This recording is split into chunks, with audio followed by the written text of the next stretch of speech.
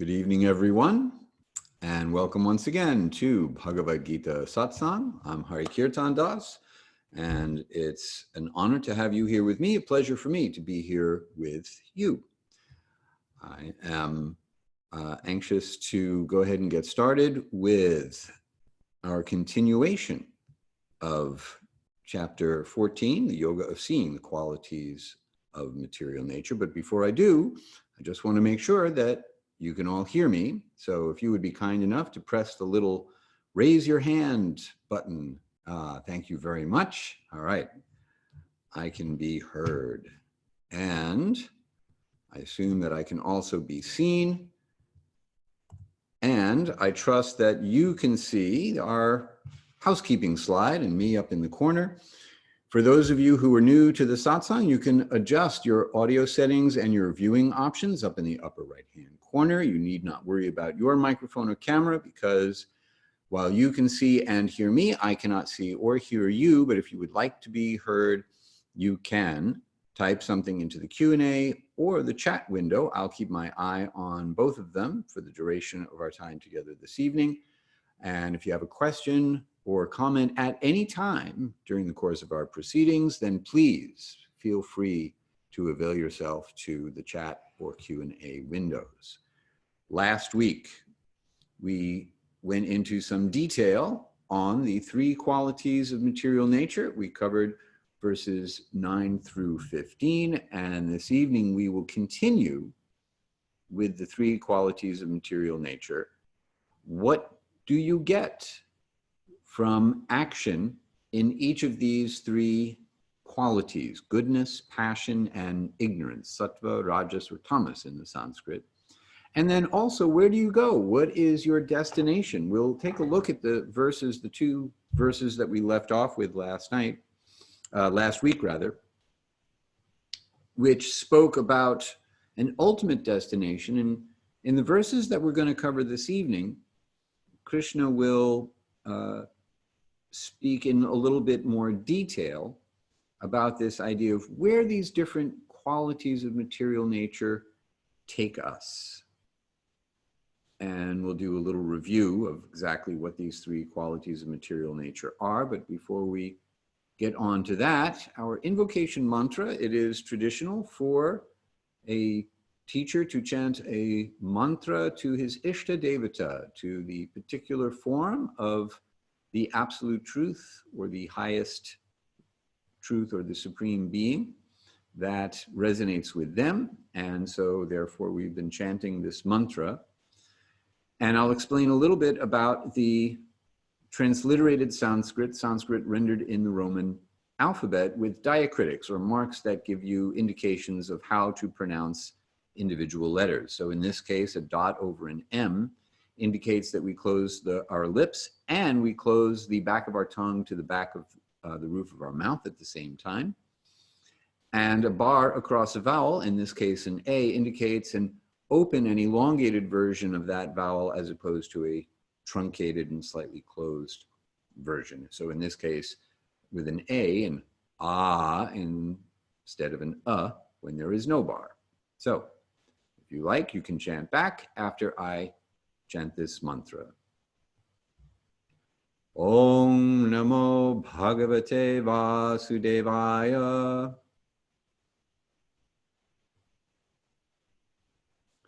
Om Namo Bhagavate Vasudevaya.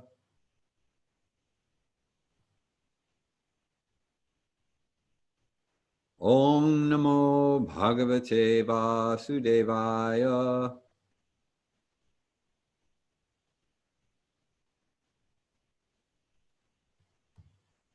The translation: I offer my respects to the Supreme Person, the Son of Vasudeva, who is the all-pervading transcendence. So, Om, indicating the absolute reality. Namo, like namaste, offering respects to, bowing down before, making the shape of a bow. Bhagavate, meaning the Supreme Person, one who has all qualities in infinite quantity and absolute perfection. Vasudevaya, double meaning. The one who is all-pervading, that is to say, the expansion, the one who expands into every place and therefore knows everything. And also the son of Vasudeva, who in the Puranas is Krishna, who is the speaker of the Bhagavad-gita, hence the mantra is an appropriate invocation mantra for studying the Bhagavad-gita. Last week, we left off with verses 14 and 15 of the 14th chapter, and here's what they say. One who leaves one's body while influenced by the quality of goodness attains the pure world of the great sages. When one meets death under the influence of the quality of passion, they take birth among those who cling to fruitive action. And when one dies under the influence of ignorance, they are born from the wombs of the foolish. So, with these two verses, what we get can be seen a couple of different ways. In one sense, we have symbolic meaning, meaning that describes the psychological effects within this life. If you allegorize the text as meaning not literally when you are, when you die, but rather if this is meant to be something symbolic, then what are we to make of this? Well, we are to understand that consciousness becomes either elevated or degraded.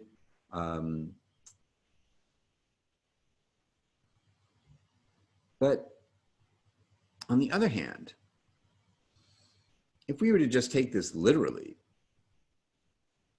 then we see that the Bhagavad Gita assumes karma and transmigration of the soul. That is to say, early on in the Bhagavad Gita, we heard how we are not these material bodies. We are eternal spiritual beings having temporary material experiences, and we transmigrate from one body to another over the course of innumerable lifetimes, and we go where our minds take us.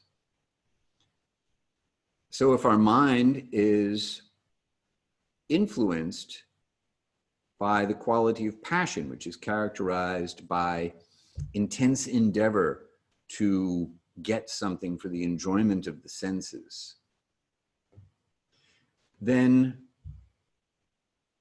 we are naturally born into a family or circumstances where that's what people value. The aspiration for acquisition of material things. Striving is seen as a virtue. If we were to leave our bodies while under the influence of the quality of ignorance, then we are born into a situation where that consciousness that we have acquired during the course of this life can continue to play out in our next life by taking birth in an environment of foolishness, of madness, perhaps, of nonsensical existence amongst people who are bewildered or deluded, or we get a body that is susceptible to delusion. And if we cultivate the quality of goodness and we leave our body while primarily under the influence of the quality of goodness, then our progression to our next body is one that brings us into a state of elevated consciousness. and the ability to see things as they are, a more purified kind of existence.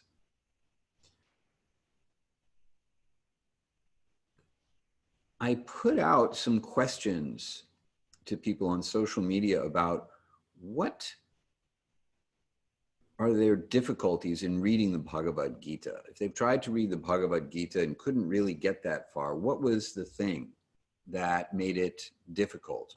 Or what was the thing that made it possible for you to get through it? At least that's what people replied. The question was really, what's the obstacle?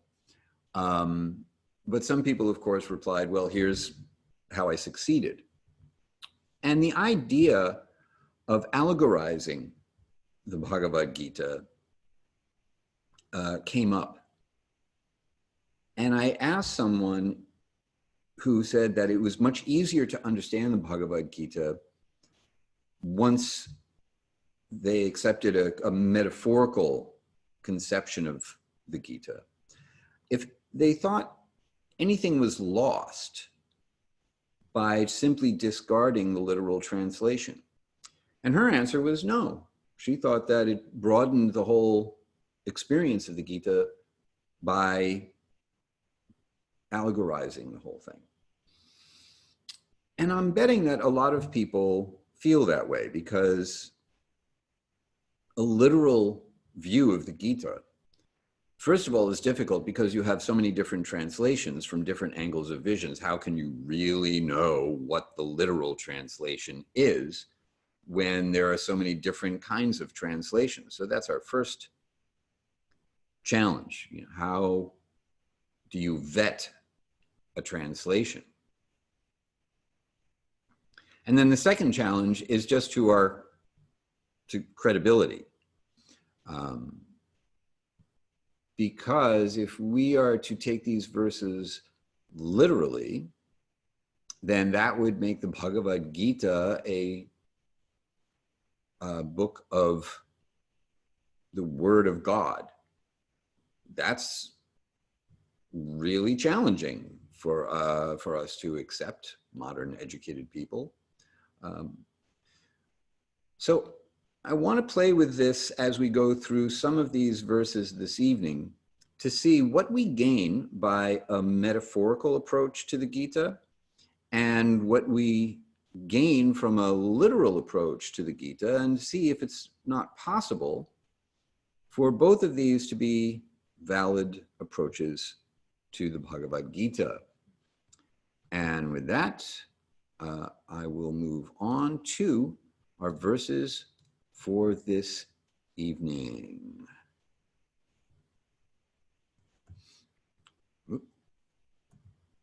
All right, so here's what we're going to do. I'm going to read through the verses that we're covering this evening so that we just get a sense of what this whole section is about. And then I will come back to each verse individually and we will look at each one in detail. Bonnie, I'm so happy you are here. I know that I owe you an email, so I'm looking forward to following up with you soon. All right. So starting with verse 16, translation. It is said that the fruit of righteous action is pure, being comprised of the mode of goodness. The fruit of action performed in the mode of passion, however, is misery. And the fruit of action performed in the mode of ignorance results in the disappearance of knowledge. Text 17. Knowledge arises from the mode of goodness. Greed arises from the mode of passion, and madness, delusion, and the disappearance of knowledge arise from the quality of ignorance. Text 18. Those who are situated in the quality of goodness ascend to higher states of being. Those who are situated in the quality of passion remain in the middle. And those who are situated in the mode of ignorance descend to lower states of being. Verse 19. A seer, the self, who sees no agent of action other than these qualities and sees that which transcends these qualities, attains my state of being. And verse 20, when the embodied soul transcends these three modes, which are associated with the material body, they become free from birth, death, old age, and suffering, for they have attained the nectar of immortality. All right, so now let's go back and look at each one of these verses in some detail. And this first verse that we're going to look at this evening, hey. There we go. Is one that we're going to chant. It is our usual habit to chant the Sanskrit for at least one verse every time we get together like this. So we will chant this first verse, and I'll explain a little bit more about the transliterated Sanskrit so we'll know how to pronounce this. A dot under an N indicates that rather than making the N sound from right behind your teeth, so instead of pressing your tongue right behind your teeth, you're going to draw your tongue back so that it instead bounces off of the cliff behind the ridge behind your top teeth. No.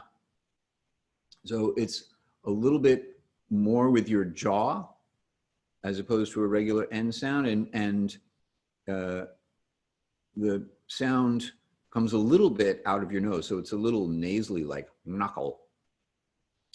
A dot under an H means a short stop on the vowel that precedes it, unless the dot under the H appears at the end of a word at the end of a line, in which case a short version of the vowel that precedes the H echoes back. You'll see what I mean when we do the first line. You pronounce each letter that you see in transliterated Sanskrit. So when you see two T's, you slam on the brakes after hitting the first T and then take off again on the second T. So we don't merge the T's together the way we would in the American English word letter. Similarly, letters do not combine to make a single sound. So when you see a P and an H, it means that you're going to make a P sound and put some air after it, pa, as opposed to turning it into an F sound, fa. Let's see, what else? A tilde over an N is a nya sound. So you take towards the back of your tongue up against towards the back of the roof of your mouth and put a little Y-ish sound on it so it gets a little body English, nya. And that, as they say, is that. I think we've got everything covered. The M with a dot over it is the same as the dot that we had in our invocation mantra, Om, where you close the back of your tongue up to the back of the roof of your mouth at the same time that you bring your lips together in front. So now that I've explained all that, I will chant each line one at a time, and then you can chant each line back. So here we go. Karmana I forgot one. The dot under the R. Almost got away. So the dot under the R, you're going to, instead of bringing your top teeth over your bottom lip, you're going to bring your tongue back into the center of the roof of your mouth, and it'll kind of flick forward to get your T sound afterwards. So here we go again. Take two. Karmana sukritasyahu. I'll do each line twice. Karmana sukritasyahu.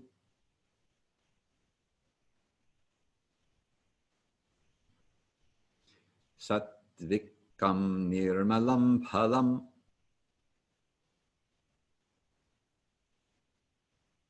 Satvik nirmalam phalam.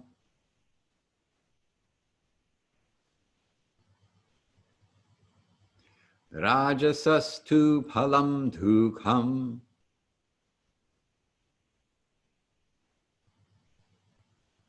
Rajasastu phalam dukham.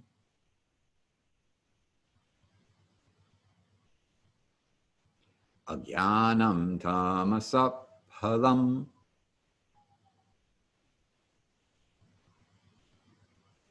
Ajnanam tamasap phalam.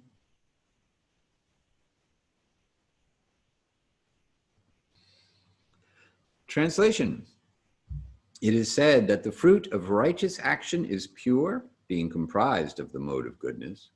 The fruit of action performed in the mode of passion, however, is misery, and the fruit of action performed in the mode of ignorance results in the disappearance of knowledge. So this verse harkens back to a previous verse which has a very counterintuitive proposition.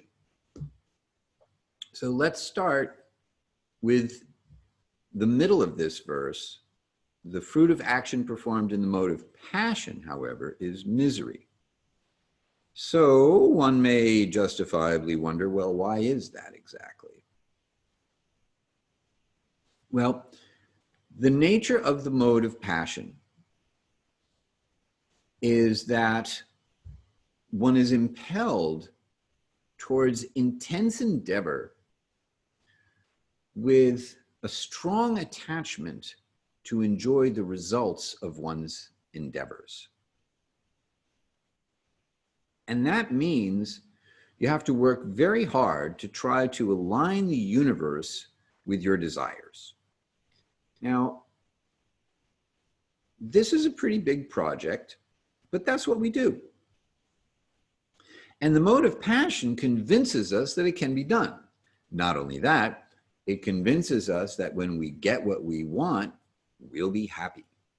Now, this is not the same as having a simple desire to be able to get what one needs in order to live a comfortable life, to have just basic necessities without a lot of stress and anxiety associated with having them.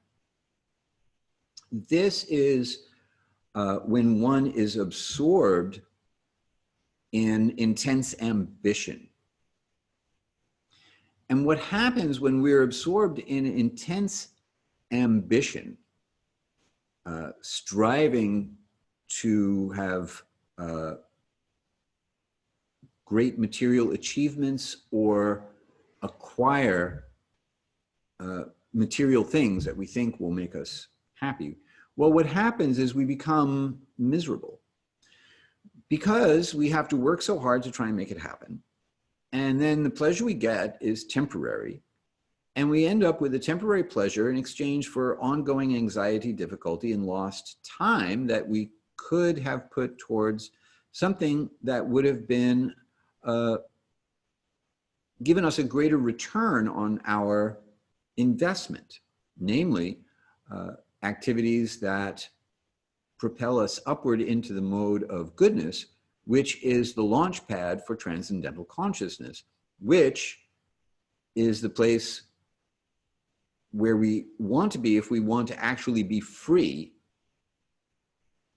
from all of these modes of material nature and all of the attachments and aversions that go with them, into a state of spiritual joy that we can experience in this life.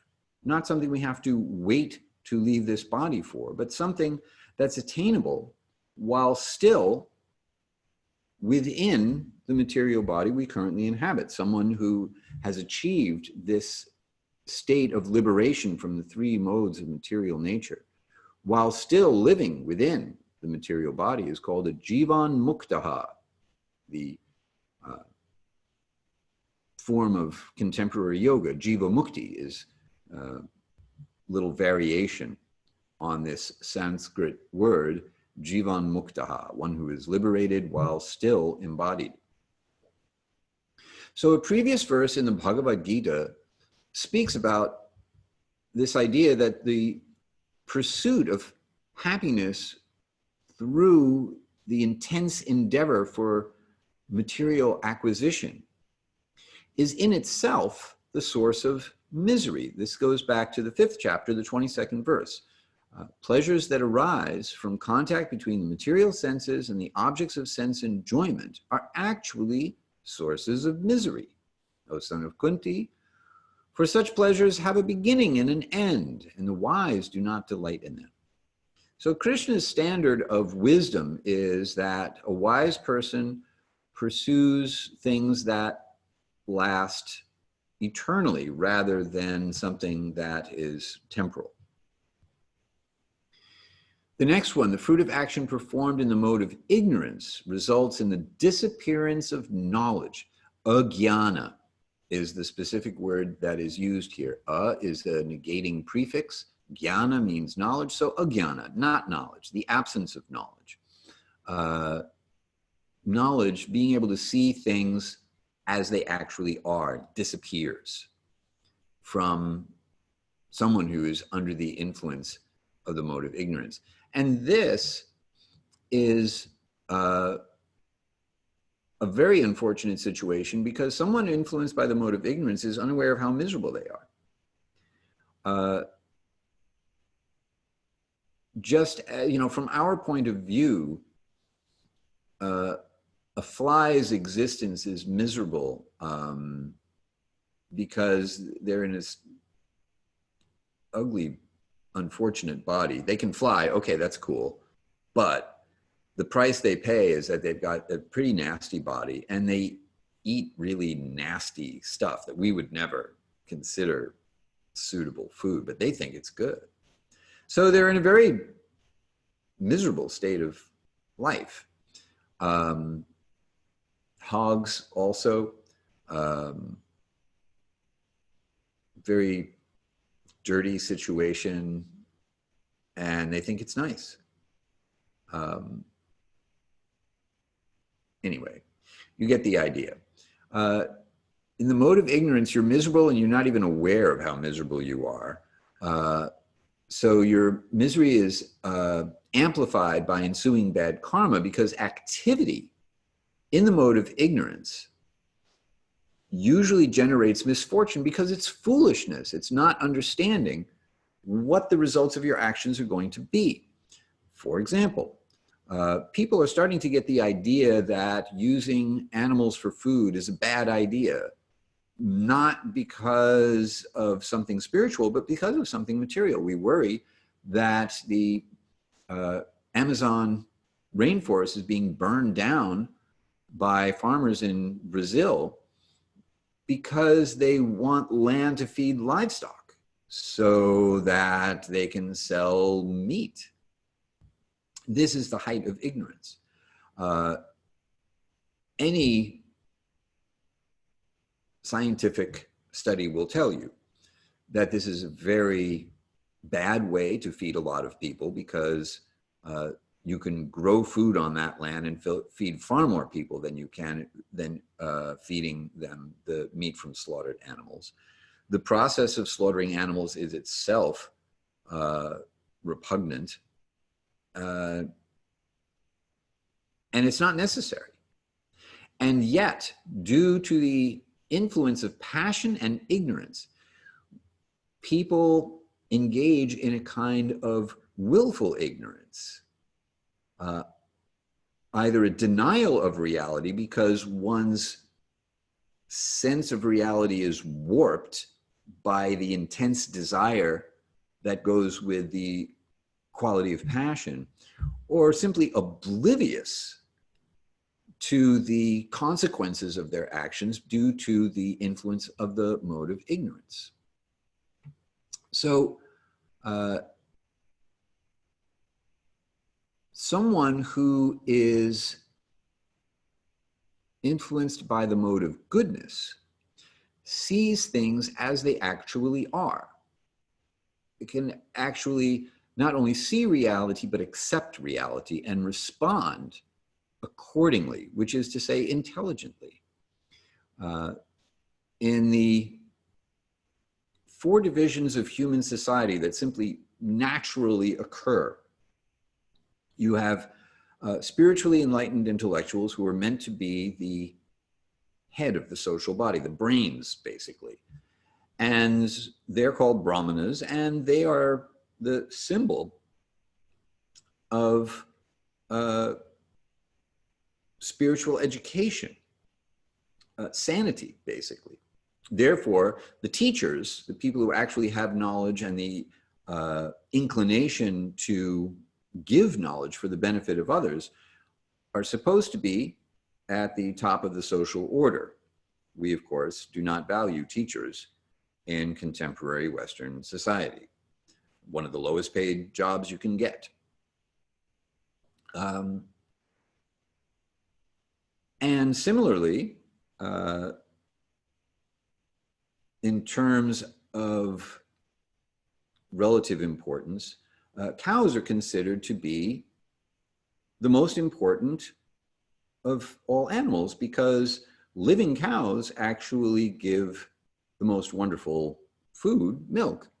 And that milk can be used in so many different ways to provide nourishment for human beings.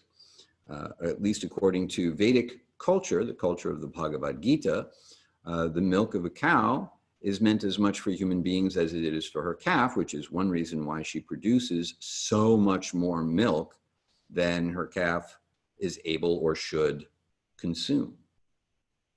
So according to the culture from which the Gita comes,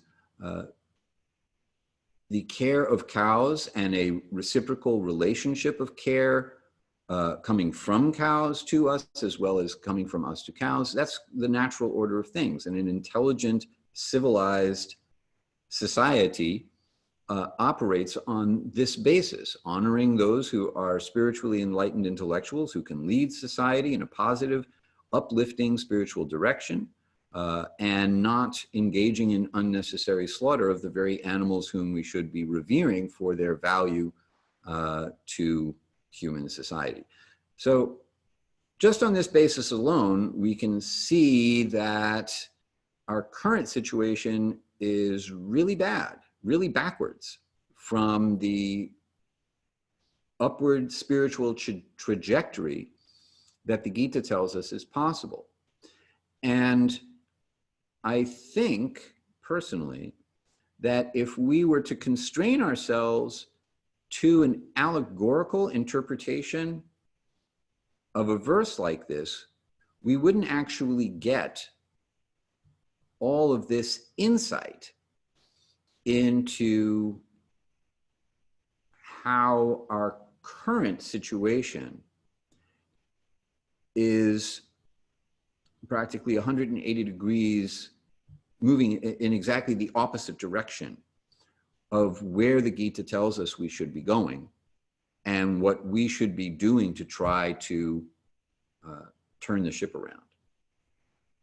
So before I go on to the next verse, if you have any questions about what I've talked about so far, please go ahead and pop them into either the chat or the Q&A box. And I will look for your questions while moving on to our next verse. This is verse 17. Oh, before we move on, that's right. I've got something to show you here.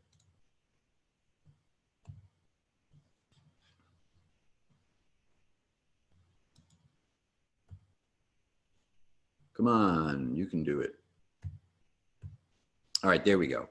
So last time out, so this is just, I'm going to wrap this up with an illustration of what I've been speaking about.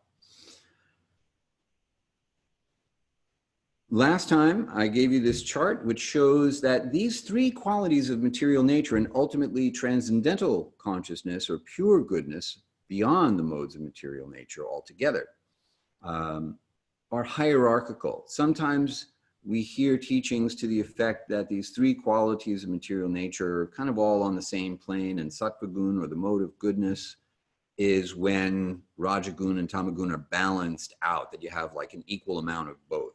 And that, according to my understanding as I received it from my teachers, is not correct. A correct understanding is that these are hierarchical.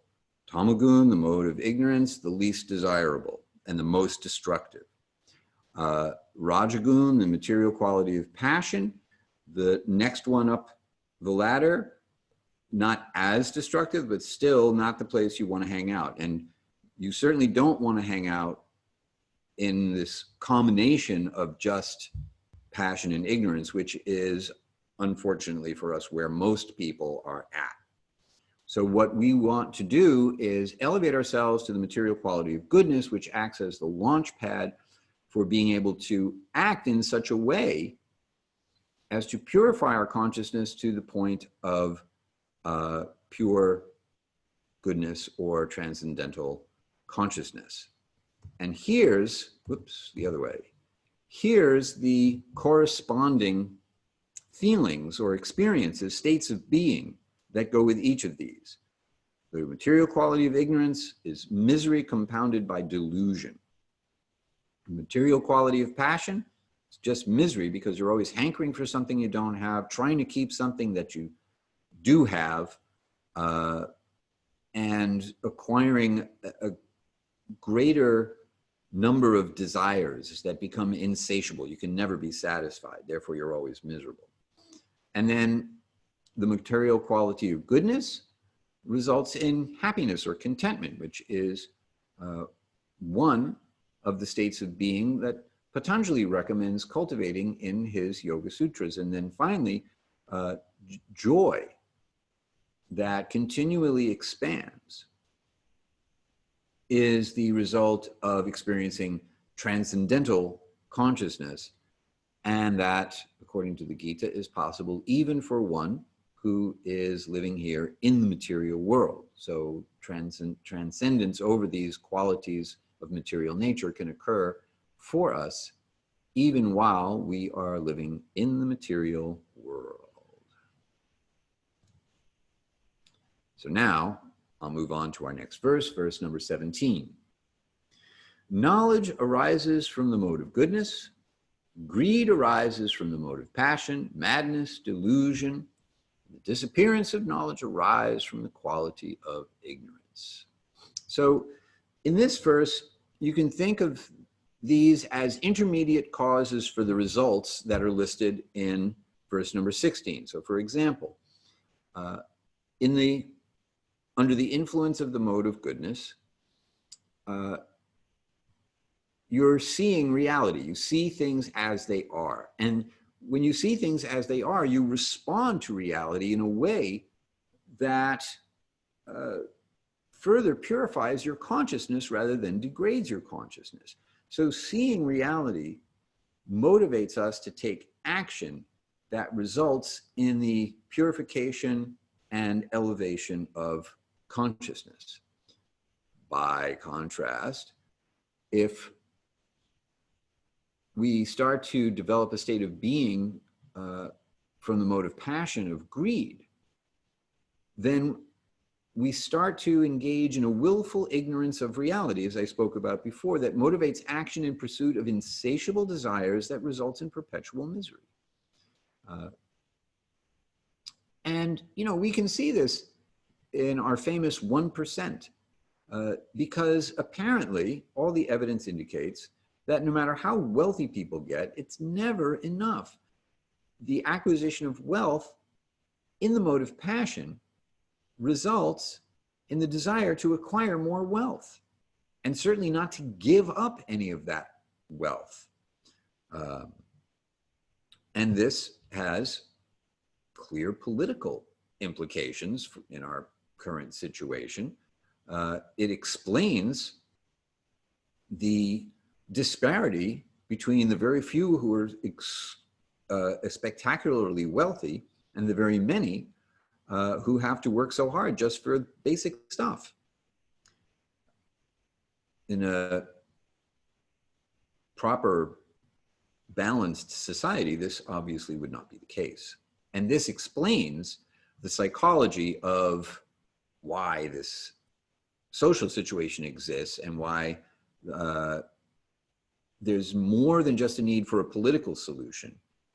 The political solution for this sort of thing has to point us in the direction of the purification of consciousness, or it won't stick. And then madness results from the quality of ignorance. So we get madness, delusion, and the disappearance of knowledge. So now it's not a matter of willful ignorance of reality, it's being oblivious to reality. This causes one to be crazy, means to act in ways that have no basis in reason, and this results in foolishness.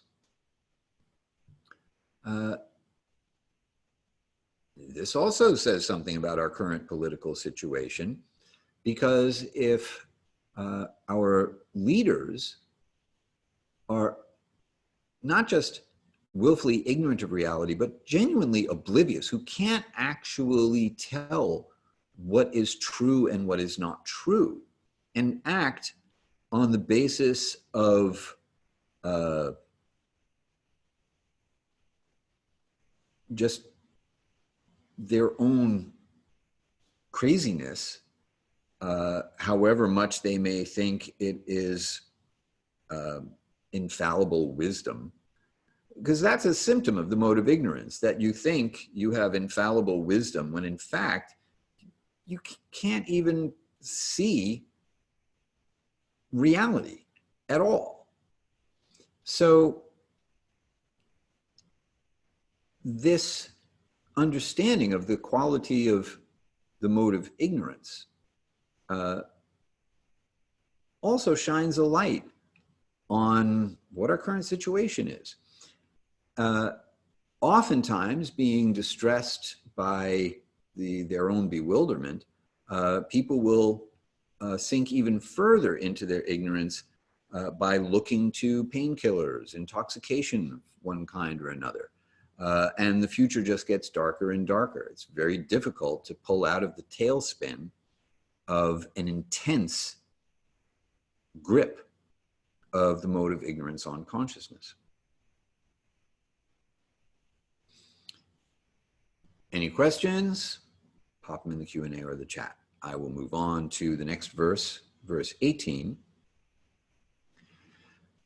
Those who are situated in the quality of goodness ascend to higher states of being. Those who are situated in the quality of passion remain in the middle, and those who are situated in the mode of ignorance descend to lower states of being. So here we have a correlation of the three qualities of material nature to three hierarchical levels of material reality or experience. Another way to think about this is in terms, and one way that the Gita is translated or interpreted is in the Vedic culture, there's a concept of three planetary systems: a higher planetary system, middle planetary system, lower planetary system. Heavenly planets, terrestrial, earthly planets, and hellish planets. And here again, we have kind of an interesting idea to play with in terms of symbolism or literalism. Which way do we go with this? Are we thinking in terms of ascending to states of being in this life, or are we thinking about where we take birth in our next life? And the idea of planetary systems that modern science currently cannot verify, which shouldn't surprise anyone, because we hear from modern science that we live in a multidimensional universe most of which is occupied by dark matter and dark energy, and nobody knows like what's there. You can't see it. So we only have access to a very narrow bandwidth of material reality, even within this universe. And the Bhagavad-gita purports to offer us insight into aspects of reality that our material senses can't get to. Once again, we have the credulity factor. Then again, do you really get everything out of this verse if you ignore the literal translation and look to allegorize it, look for its symbolic meaning? My suggestion is play with it both ways. This is a contemplative reading. Hang out with the text and take the time, rather than try to read more, just hang out with a verse or a passage that catches your attention, and then look at it from both angles. What's there for you if you take it literally? What's there for you if you take it symbolically? Does one negate the other? Is it possible that you can have the best of both worlds? That's my suggestion. Meanwhile, this gives us an idea of where these modes take us. Our evolution is upward from the mode of goodness. We're running in place in the mode of passion. Our evolution is downward in the mode of ignorance. So there are several different factors of environment, of actions, of etc., that will influence the direction we take based on the qualities of material nature that these things are comprised of or reinforce. Now, later in the Gita, Krishna is going to get into the details of some of the things on the list of factors I'm going to go through. So this is a little bit of foreshadowing. One of the factors is the source of information and the information itself. There's a very big difference if your source of information is MSNBC or Fox News. There's a big difference if you're hearing your information from a scientist who thinks everything in reality can be explained by science, and a spiritualist who thinks that your state of being determines what you can know, rather than your ability to measure things determines what you can know. So is our source of information in the mode of goodness? Are we hearing from someone who is influenced by the mode of goodness and actually can see reality as it is? Or are they influenced by the mode of passion? Are they influenced by the mode of ignorance? What kind of information are we getting? What kind of food and drink are we taking into our bodies? Because different foods are also endowed with different qualities of material nature. Who are we hanging out with? Who do we associate with? Are these people who elevate our consciousness, keep us running in place, or degrade our consciousness? Where do we live? Do we live in a city, very passionate, very active? Do we live in a rural area, very peaceful? Is it a very clean place?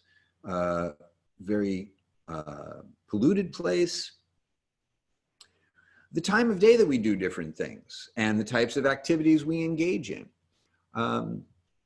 The kind of body that we've got. We've already got some preconditioned stuff just based on the kind of body that we have. We're born with a particular psychology. Do we acquiesce to the psychology we've got, or do we proactively work with our thought patterns to grow and change? What we say, what we vibrate, what we chant, what we sing. Part of my yoga these days involves throwing a medicine ball at a trampoline at a fitness center that plays really bad music. And if I get on the treadmill just to get a little cardio, then I've got a screen right in front of me that's, usually ESPN or CNN or something like that. So I have to turn this stuff off, and I've got to bring earbuds and my phone and listen to a lecture or a kirtan or some kind of purifying sound vibration while I'm throwing my medicine ball at the trampoline or sledgehammering a tractor tire or, other yogic practices I've taken up as of late. Just because I don't want modern pop songs in my head, because I just don't think that they're going to elevate my consciousness. I could be wrong, because modern pop songs speak a language I don't understand. I don't even know what they're about any more than my parents could understand what Jimi Hendrix was saying. Anyway, time does that. Okay. With the time we have left, we got 2 more verses. And these next 2 verses are about how to transcend these qualities of material nature and Krishna's position relative to these qualities of material nature. So verse 19, a seer, namely the self, who sees no agent of action other than these qualities and sees that which transcends these qualities, attains my state of being.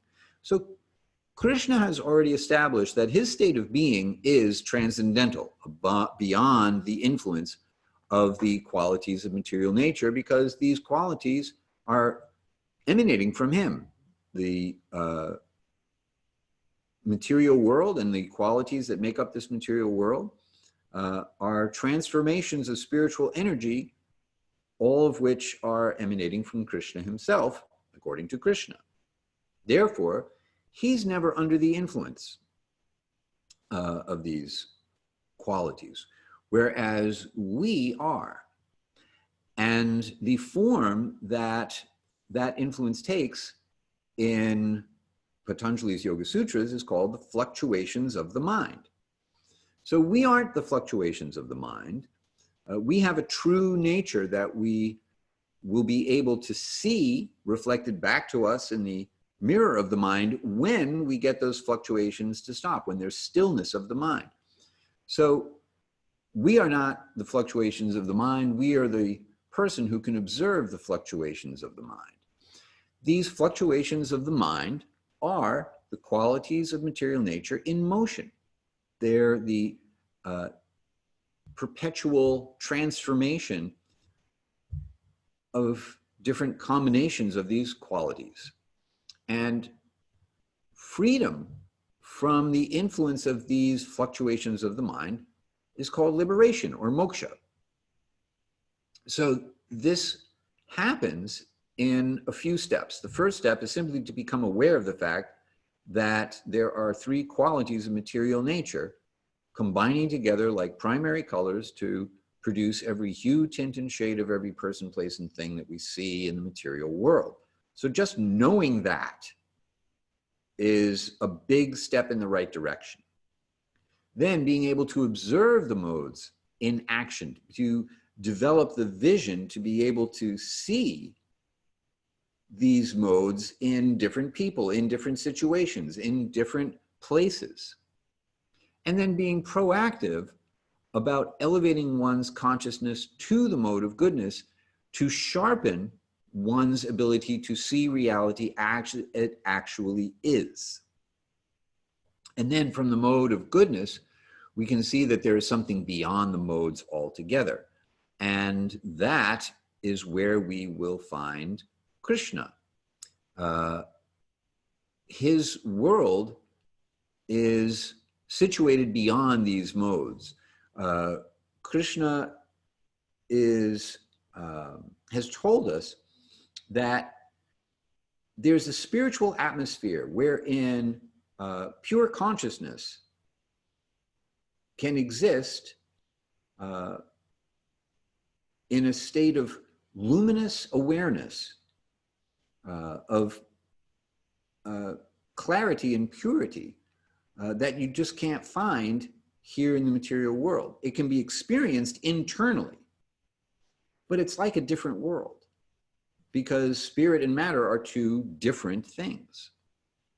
So attaining Krishna's nature, here he says, one who sees in this way can transcend these qualities and attains my state of being. So Krishna's state of being is beyond the influence of the modes of material nature.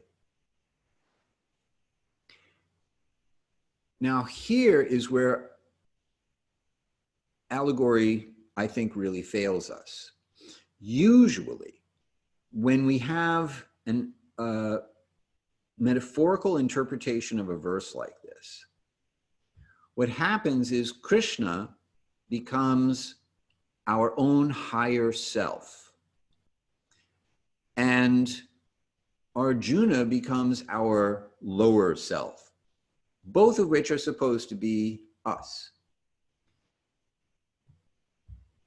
And therefore, this is a dialogue between us and ourselves.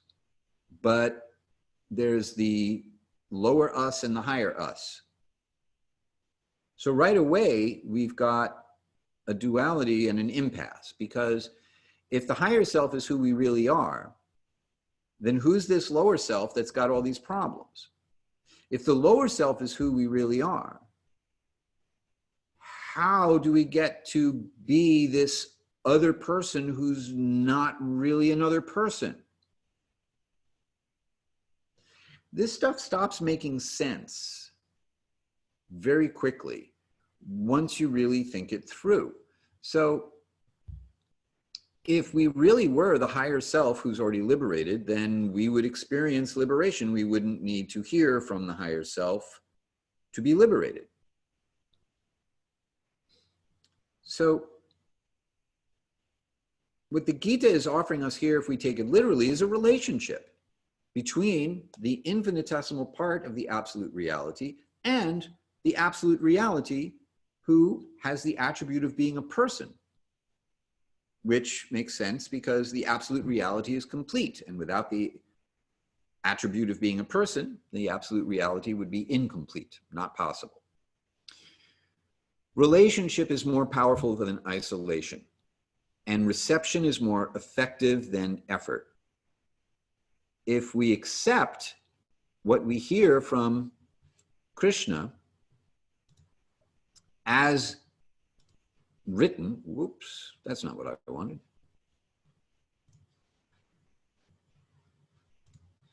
Let's try that again. So if we were to take Krishna at his word,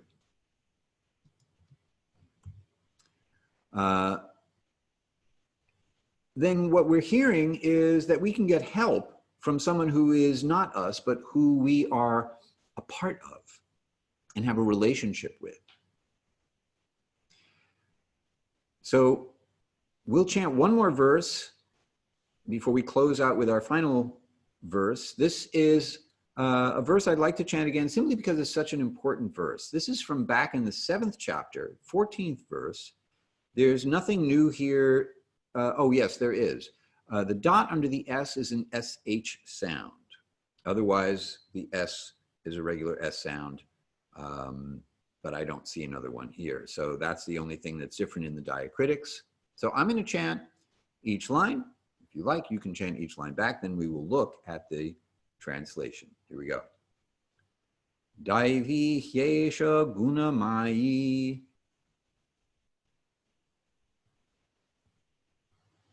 Mama maya duratyaya.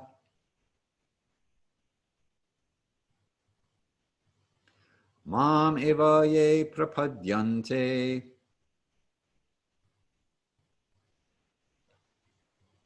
Mayam etam tarantite.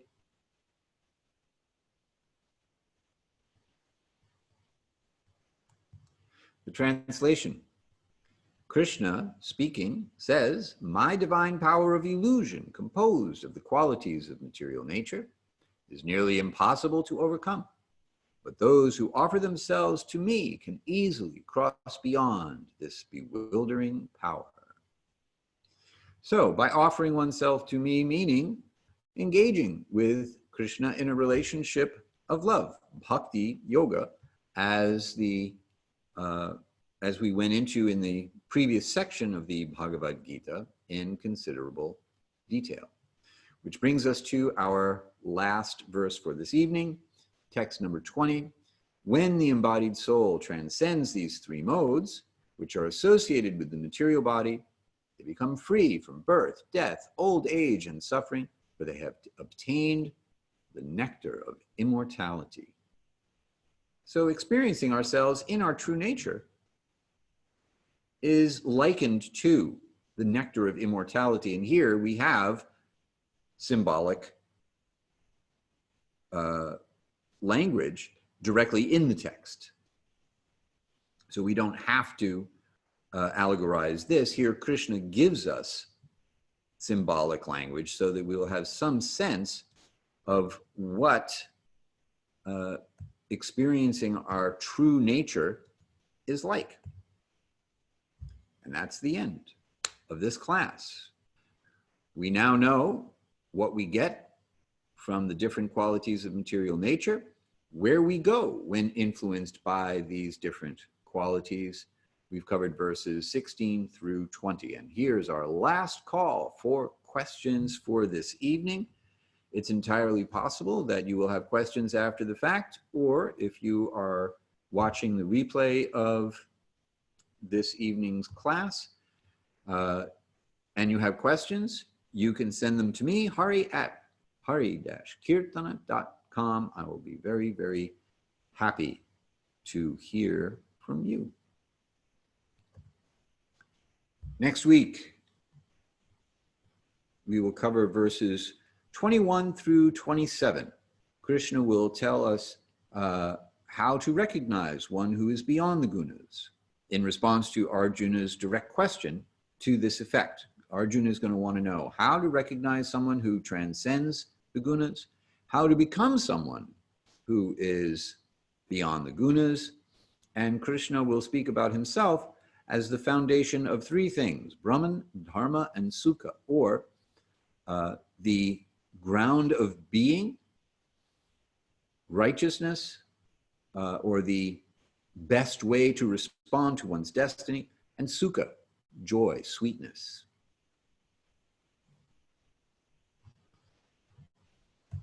All right, and that, as they say, is that. Thank you for sticking with me for a few extra moments. I'm always thrilled to be able to be here, spend this time with you, and very honored as always to have you here, spending your very valuable time with me, studying this very valuable text. So I look forward to seeing you all next time, and I'm going to end the meeting for all. All right. Looking forward to seeing you soon. Have a nice night.